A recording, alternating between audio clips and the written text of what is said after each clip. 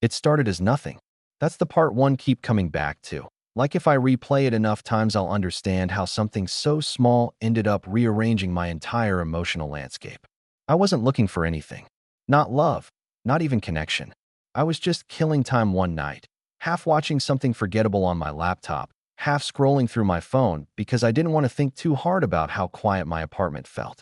I commented on a post without much thought. A joke, barely clever. The kind of thing you forget the second you hit send.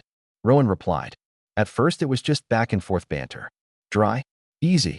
He had that kind of humor that didn't try to impress, just slipped in sideways and caught you off guard.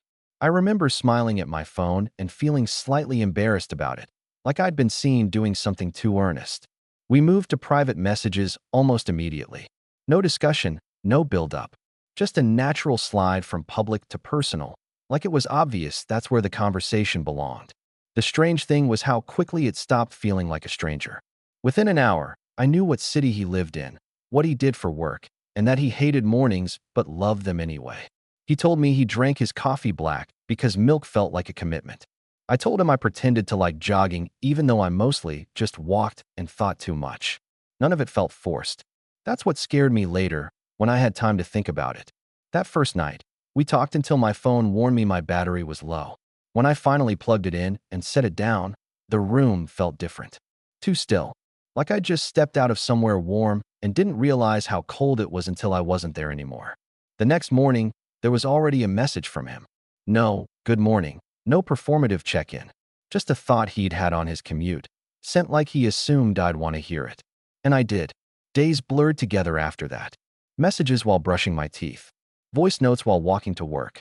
He sent me photos of unremarkable things: his desk, a cracked sidewalk, the view from his kitchen window, and somehow they felt personal, like I was being led into a private frequency of his life. We never talked about why this was happening. We didn't name it. There was no flirting at first, not overtly. Just a steady accumulation of familiarity, the kind that sneaks up on you. I caught myself thinking, I should tell Rowan this, about things I hadn't planned on sharing with anyone. Small frustrations. Old memories. The way certain songs made my chest feel tight for reasons I couldn't fully explain. At some point, it stopped being strange that he knew these things about me. It stopped feeling fast. It just felt right. Like we were filling in spaces that had already been there. One night, after a long stretch of silence that wasn't uncomfortable but heavy, he sent a message that lingered on my screen. Do you ever get the feeling, he wrote, that you've known someone longer than you actually have? I stared at it for a while before answering, because the honest response scared me more than I wanted to admit. Yeah, I typed back. I was just thinking that. That was the moment something shifted, quietly. Not dramatically, just enough that I noticed the weight of it settling in. Later, lying in bed, phone face down on my chest, I realized how quickly he'd become part of my internal world. Not a distraction, not a habit, something closer to gravity. I didn't panic. I didn't question it yet. I just let myself feel the warmth of it, the unfamiliar comfort of being seen without trying. And somewhere in that quiet acceptance, without meaning to, he became important to me. Not suddenly, not loudly, just deeply and faster than I would have ever planned. The first time we talked on the phone, it was an accident. I'd sent him a voice note, something short, lazy, meant to save me from typing while I was cooking, and instead of replying with text, my phone started ringing. His name on the screen made my stomach do this small, stupid flip, like it hadn't been briefed on how casual this was supposed to be. I answered before I could overthink it. Hey, he said, and his voice was warmer than I expected. Lower. Real in a way messages never quite are. We both laughed, immediately talking over each other, then stopping, then laughing again. It shouldn't have mattered, but it did. Hearing him breathe between words, hearing the slight hesitation when he chose what to say, it shifted something. He wasn't just a presence in my pocket anymore. He was someone existing in real time, parallel to me. We stayed on the phone for nearly 2 hours. Not a deep talk, not a dramatic one, just life. What we'd eaten that day, a movie he'd half-watched, a story from my childhood I hadn't told anyone in years and couldn't explain why I shared now. When we finally hung up, my kitchen was dark and cold, the food untouched. I didn't mind. I stood there for a while, phone still in my hand, feeling like I'd just come back from somewhere far away. After that, calling became normal. Too normal. Mornings when one of us couldn't sleep. Evenings when the day felt heavier than it needed to. Sometimes we didn't even talk much, just existed on opposite ends of the line, doing our own things, checking in with the occasional comment like proof we were still there. I started noticing the small absences. If he didn't reply for a few hours, my brain filled the space with questions it had no business asking. If I was busy and missed his call, I felt oddly guilty, like I'd let something fragile drop. We hadn't met. That was the quiet rule we never discussed. Geography made it complicated, sure, but not impossible. Still, neither of us pushed. There was safety in the distance, in the way this connection lived in a space untouched by logistics or expectations. One night, he asked, "Do you think this would feel different if we'd met first?" I told him the truth. I think it would have scared me more. He was quiet for a moment, then said, softly, "Yeah, me too." The realization came slowly, then all at once. I was out with friends, half listening to a story I'd already heard before, when my phone buzzed in my pocket. I didn't even check it, I just knew. The certainty of it stopped me mid-thought. Rowan. Later, walking home alone, city noise humming around me, it hit harder. I was orienting my days around him, measuring moments by whether I'd tell him about them, saving parts of myself, good and bad, because they felt like they belonged somewhere specific now. That scared me. I didn't say it out loud. Not to him. Not to myself. I just sat with it, turning the feeling over carefully, like something that might break if handled wrong. That night, we talked until neither of us could keep our eyes open. Before hanging up, he said, "I'm really glad we found each other." I didn't answer right away. I let the words settle, felt their weight and warmth. "Me too," I said finally. Lying in the dark afterward, the city quiet around me, I understood something I hadn't been ready to name before. This wasn't accidental anymore. It wasn't just easy conversation or coincidence. We hadn't meant to become important to each other. But intention didn't matter now. What mattered was the way his presence had started to feel less like addition and more like something that had always been missing. The idea of meeting didn't arrive as a decision. It surfaced the way truth usually does, quietly, after it had already been there for a while. We were on the phone, late, both of us tired in that loose, unguarded way that makes honesty slip out sideways. Rowan was talking about a bad day at work, about how everything felt slightly off, like he was walking half a step behind himself. I listened, stretched out on my bed, staring at the ceiling, feeling the familiar pull in my chest that showed up whenever I couldn't do more than just hear him. "I wish I could just sit with you," I said without thinking. Not dramatic, not heavy, just said. There was a pause. Not awkward. Considered. "Yeah," he replied. I was thinking the same thing. We didn't rush after that. No scrambling for dates or logistics. Just acknowledged it, like you acknowledge weather moving in. I felt something settle once it was said. A relief, maybe, or the beginning of something that couldn't stay theoretical forever. The days leading up to it were strange. Charged. Familiar conversations took on a different weight. I noticed myself imagining things I hadn't before: how tall he'd be in front of me, whether his voice would sound the same without a speaker between us, if the ease we had would survive air and proximity. He admitted he was nervous. That surprised me, only because he always sounded so steady. "What if it's weird?" he asked one night. "What if we've built this thing that only works at a distance?" I thought about that longer than I probably should have. Then I said, "Then it'll still be honest. And I think I'd rather know." He laughed softly. "You're good at saying the scary things." I didn't tell him how scared I actually was. The morning of the trip, my apartment felt unfamiliar. Too quiet. I moved through it slowly, coffee going cold on the counter, bag already packed, but checked 3 more times anyway. I kept picking up my phone, setting it back down, like there was something I was waiting for it to say. There was a message from Rowan when I finally sat down. Simple. Grounded. Travel safe. I'll be there. That was it. No overthinking. No pressure. On the train, I watched the city thin out through the window and tried to catalog what I was feeling. Excitement, yes. Fear, definitely. But underneath it all, something steadier. A sense that whatever happened next mattered not because it had to be perfect, but because it was real. By the time we pulled into his city, I felt oddly calm. Like I'd crossed an internal line somewhere along the way.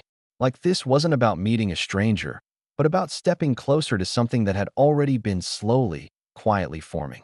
I didn't know yet how he'd look when I saw him.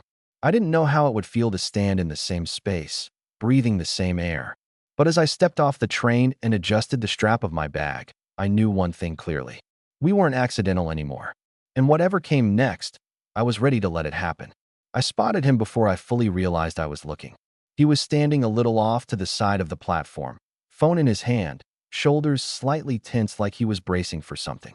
Taller than I'd pictured. Familiar anyway.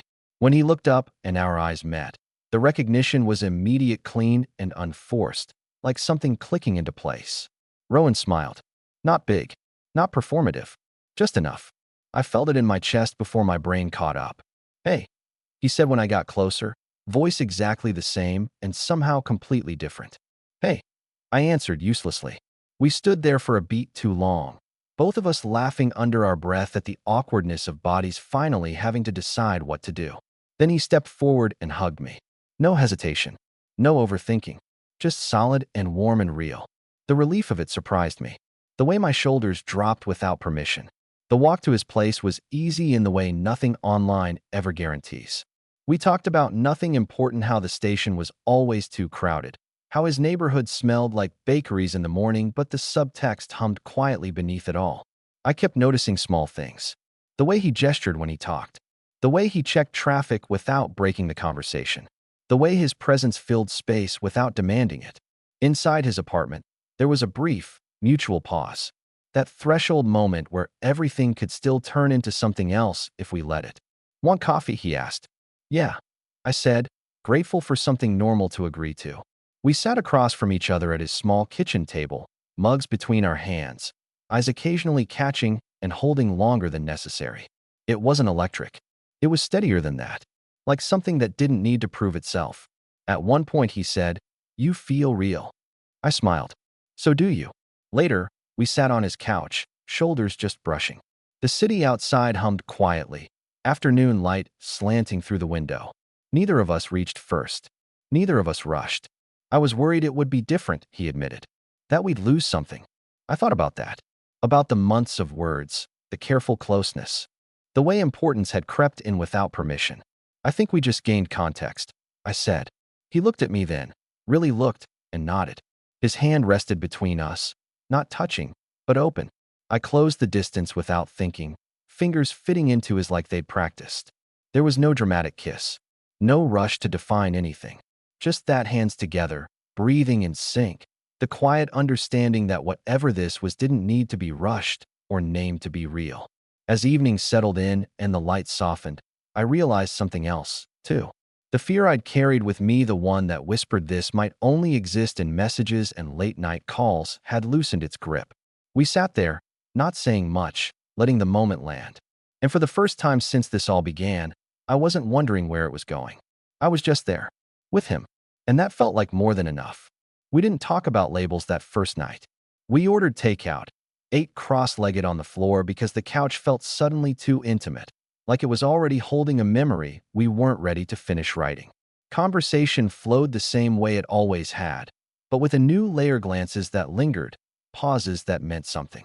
When our knees brushed, neither of us apologized. When his foot rested against mine, it stayed there, casual and deliberate at the same time.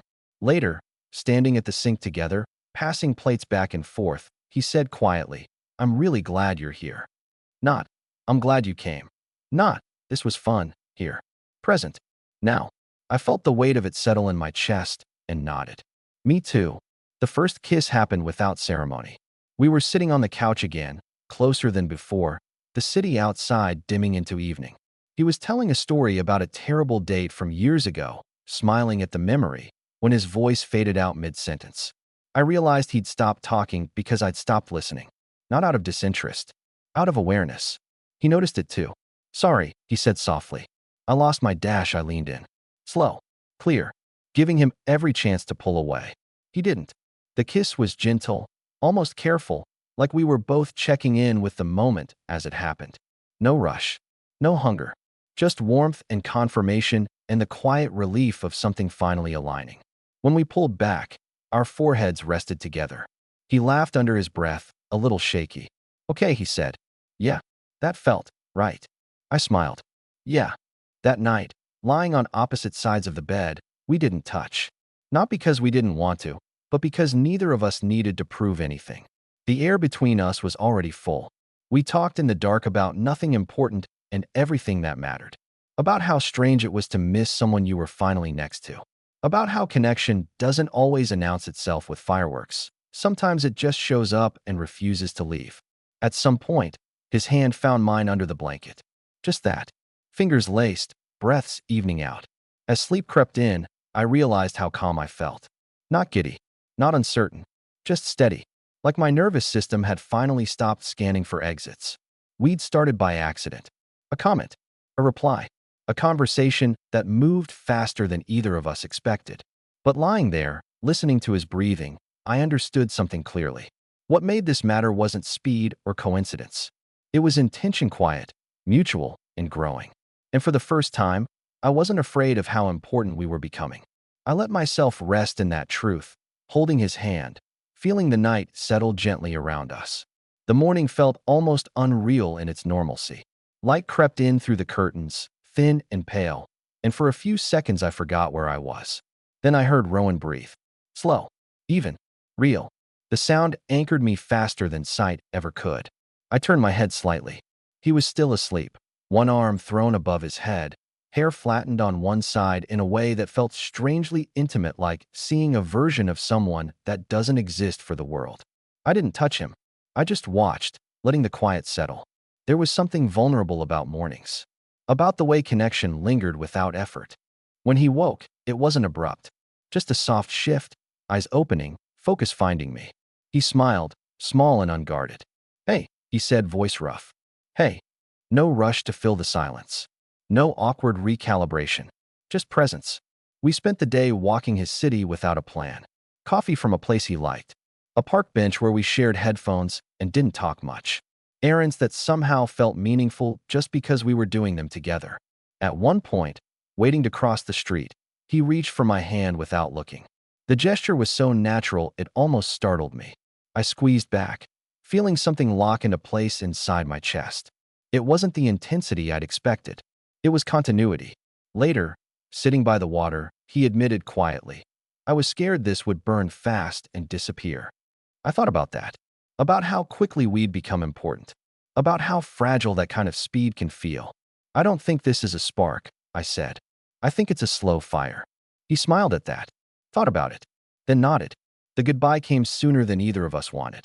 Back at the station, bags at our feet, the air thick with everything unsaid, he pulled me into a hug that lingered. Not desperate, just firm, like he was memorizing the shape of the moment. This doesn't end when you leave, he said quietly. I know, I replied. And I did. When the train pulled away and the platform blurred, I felt the ache but not the panic. The connection didn't feel threatened by distance anymore. It felt tested and steady. That night, back in my apartment, the quiet didn't feel empty. It felt occupied, like something had followed me home and settled in gently. We hadn't rushed. We hadn't promised more than we could hold. But we'd crossed something real. And as I lay in bed, replaying the sound of his laugh, the weight of his hand in mine, I understood this wasn't just a chapter that would close when routine returned. It was something continuing, something choosing to stay. The days after I got home were quieter, but not empty. Rowan and I slipped back into our rhythm almost immediately. Messages threaded through the day, calls in the evenings when the world finally slowed down enough to let us breathe. But something had changed. The distance no longer felt like a limitation. It felt like a stretch, not a break. Like a cord pulled taut, but unbroken. Sometimes we talked about ordinary things. Sometimes we didn't talk much at all. We'd stay on the line while one of us cooked or folded laundry or stared out a window thinking about nothing in particular. Presence without performance. Connection without demand. One night, he said, almost casually, you know, this is the first thing I haven't wanted to rush. I knew exactly what he meant. We started making plans, not dramatic ones, not promises carved in stone, just gentle intentions. A weekend here, a week there, a future that wasn't outlined so much as softly suggested. There were moments of doubt, of course, moments where the speed of our closeness caught up with us, and we had to slow down, recalibrate. But those moments didn't fracture anything. They did the opposite. They taught us how to listen, how to stay. What surprised me most was how safe it felt to say when something scared me. How natural it became to hear him say the same. Importance didn't feel heavy anymore. It felt shared. One evening, after a long pause in the conversation, he said, "I think we found each other when we needed to." I leaned back against my couch, phone warm in my hand, and let that settle. "Yeah," I said. "I think so too." Months later, sitting alone in my apartment, I thought back to that first comment. The throwaway joke. The accidental beginning. We didn't plan this. We didn't search for it. We just showed up honestly and kept choosing to stay curious, kind, and open. Fast doesn't always mean reckless. Sometimes it just means ready. Rowan didn't replace my life. He integrated into it. Became someone I carried with me, even in silence. Especially in silence. And when I imagine the future now, it isn't loud or dramatic. It's quiet mornings, shared glances, knowing looks across rooms, a steady sense of us that doesn't need explanation. We started talking by chance. We became important by choice. And that difference, that quiet, deliberate shift is what made it real. I set my phone down, the room calm around me, and let myself smile at how unexpectedly full everything felt.